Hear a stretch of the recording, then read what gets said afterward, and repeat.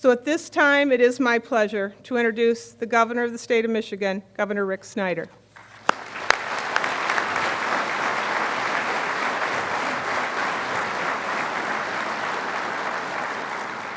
Well, thank you, Colonel. It is a special day, and it's an honor to be with you for what you've achieved today, troopers.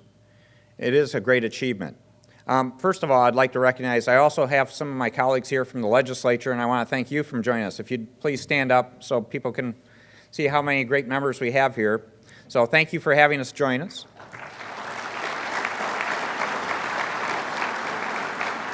Because it is about partnership, and I know we have Justice Zaras here also. He has some ties to one of the troopers. But it's great to be with you.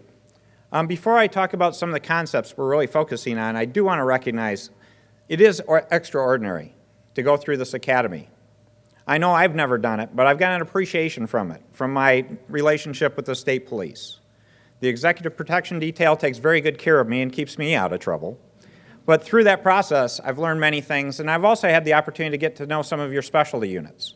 And one illustration I thought I would mention to this graduating class, and hopefully in a positive way, is I've also met the dive team. And they had the pleasure of taking me out to the academy.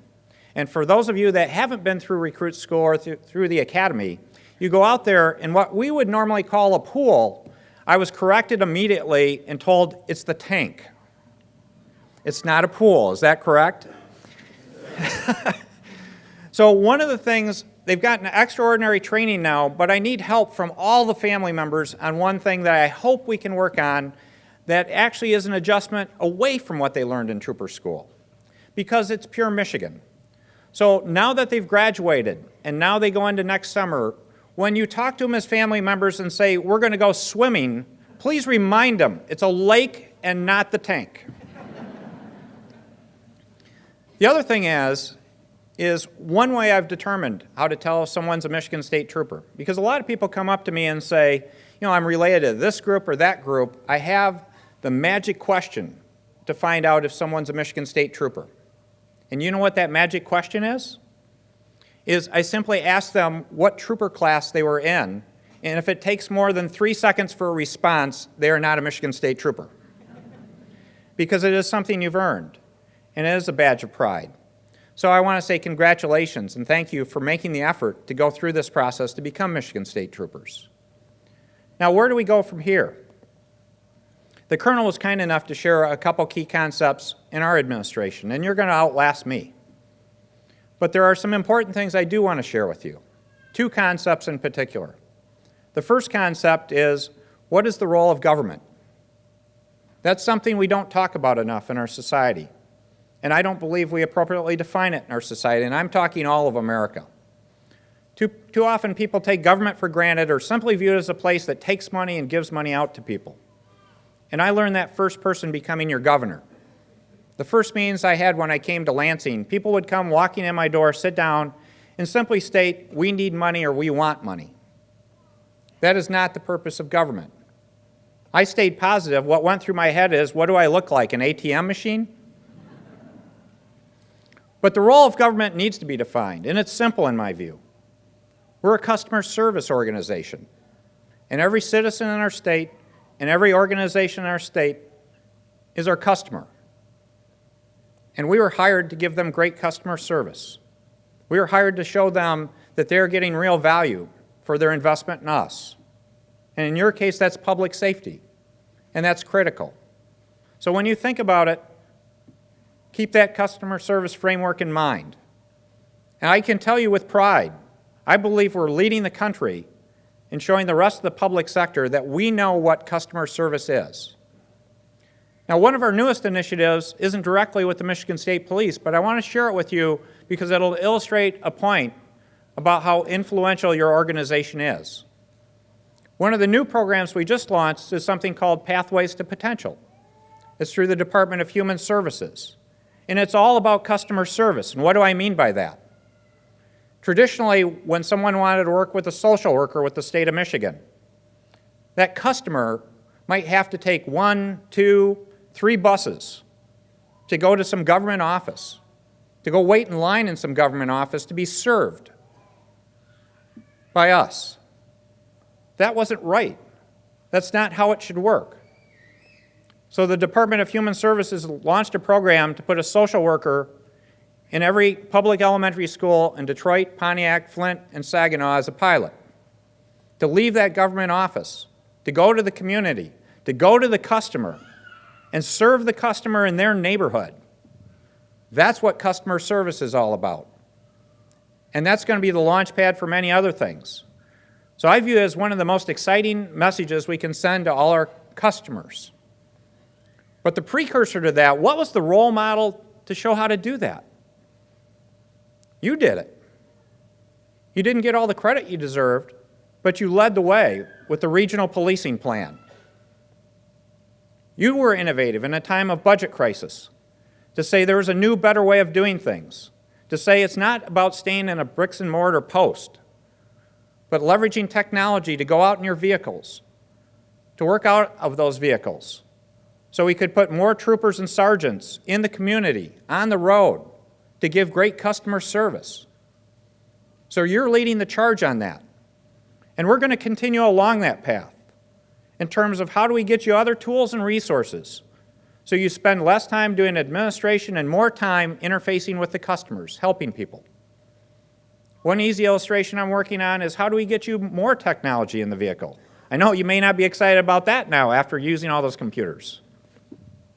One simple case is, at some point, can we get video in your vehicles so you could do court appearances while you're even out on the road, just simply pulling over, stopping, and doing a court appearance rather than spending hours waiting in some courtroom.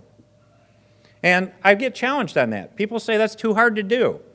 I said I just made a trip to China, and I made a free video call with my wife on my iPad talking to her from Shanghai.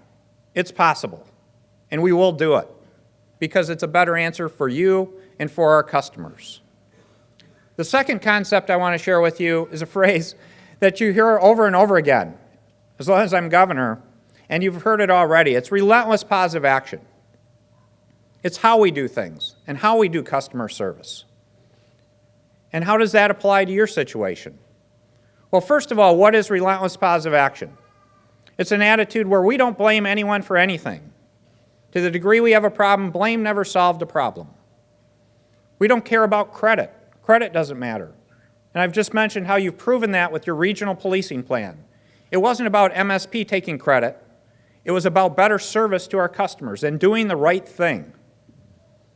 And then ultimately it comes down to a problem-solving attitude, to say we were hired, and it's an honor to be hired to do these roles, to solve problems, to take on problems that in many cases have been there for decades, and not back away from them. Just because it's hard is not a reason to avoid it. It's actually a reason, in my view, it should be embraced and solved with common sense and teamwork and partnership in a positive, constructive way.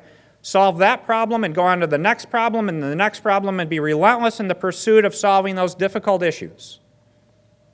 And you've stepped up to take on that challenge. And I want to compliment the Colonel and your entire team for accepting that challenge.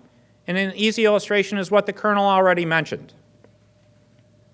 Last year I gave a public safety message talking about the need for us to improve in public safety in our state.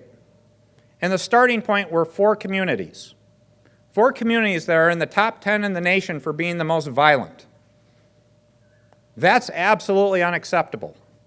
To say we're a Michiganders and we have 4 cities in the top 10.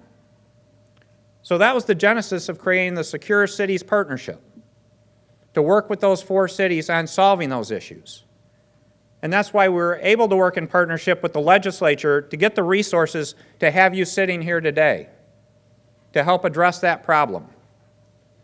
So it's about more resources. But one of the things that I personally want to share with you is these are difficult problems to solve. These cities have been among the most difficult for decades, so that those problems will not get solved overnight. And it's not merely public safety, it needs to be a comprehensive approach. But you're on the forefront of that effort. And I can tell you, when you stop and do these things, I take it very personally and seriously to know that I've asked you to go to work in a place where you're going in harm's way. That is something special, because I've never heard a Michigan State Trooper not accept the challenge to say, I'm willing to do that because it's to the benefit of our citizens. And you should be proud of that. That is the tradition of the Michigan State Police, to say you will take on the challenges that put you in personal harm's way to solve problems that need to be solved that haven't been solved. And one thing we always remember is this is not a hypothetical case. One thing that really strikes my heart and will always strike my heart, and I will never forget, is we lost Trooper Werda last year, being killed in the line of duty. And we need to keep he and his family in our thoughts and prayers every day and for the future for the sacrifices he made and his family made.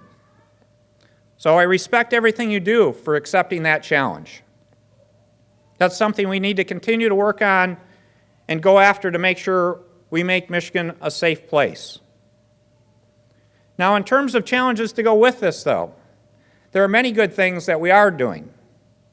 And we are going to solve this problem, and I can guarantee you, in the next few years, working in partnership with you, the legislature, and all of us, we will work hard to move those 4 cities off that list. That's a challenge I hope you're willing to accept, and I know you'll accept. Now, in the context of talking about the future, I also want to recognize one thing that you don't get credit for also. That's very important. And that's the everyday things. Because one of the greatest challenges of being a Michigan State Trooper is when I talk about customer service, many of us have positions when we interface with the customers, they smile and say thank you. Now, there are a number of cases that you have interfaces that I'm not sure you'll always get thanked for the things you're doing. But the way I wanted to close is bring up an illustration that doesn't get enough attention, but is truly a thank you moment. And that's the normal traffic citation. It's a lot more difficult than any people give it credit for, to even pull someone over on a highway. When I look at the work you're doing by getting out of those vehicles on a highway and giving someone a citation, I wouldn't want to be in that spot. But when you go up to that window, I'm not sure you're going to get the reaction of a great customer service response very often. I have some empathy with you because I spent the first part of my life as an auditor. So I learned first person that I had a position when I went to talk to anyone, they really didn't want me there, they didn't want to see me, and they were happy to see me go away. But the part you have to keep in mind, and this is the part you'll most likely never get an award for this. You most likely won't get someone saying a thank you note later for giving them a citation.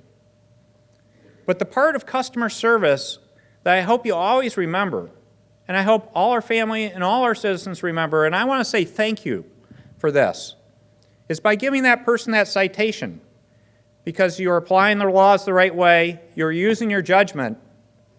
Think about the accident that didn't happen. Think about the fact that the person you gave that citation to may be alive because you gave them that citation, or not seriously injured, or the other person that could have gotten hurt because of their reckless driving or their activity. And there's not going to be anyone there to really say thank you. But I want to tell you thank you today. And hopefully you'll remember that someday when you leave that window and you go, boy, that was a lot of fun, that you had the governor stand in front of you and saying, it wasn't a forgotten act. You were doing the right thing. You were helping that person, and you were helping all of Michigan. So thank you for having the courage. And thank you to all your families for having the courage to support you in becoming Michigan State Troopers. It's a legacy. It's a group that you should be truly proud of. I'm proud of. I think it's one of the finest organizations in our country. Keep up the tradition and keep us safe. Thank you so much.